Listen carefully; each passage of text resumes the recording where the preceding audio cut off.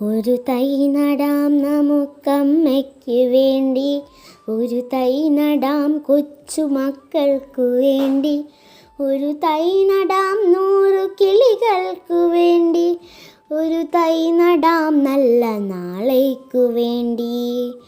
ഒരു തൈ നടാം നമുക്കമ്മയ്ക്കു വേണ്ടി, ഒരു തൈ നടാം കൊച്ചുമക്കൾക്കു വേണ്ടി, ഒരു തൈ നടാം 100 കിളികൾക്കു വേണ്ടി, ഒരു തൈ നടാം നല്ല നാളേക്കു വേണ്ടി.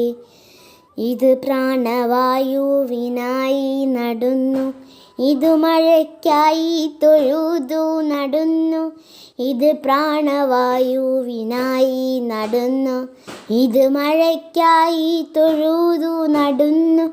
അഴകിനായി തണലിനായി തേൻ പഴങ്ങൾക്കായി 100 തൈകൾ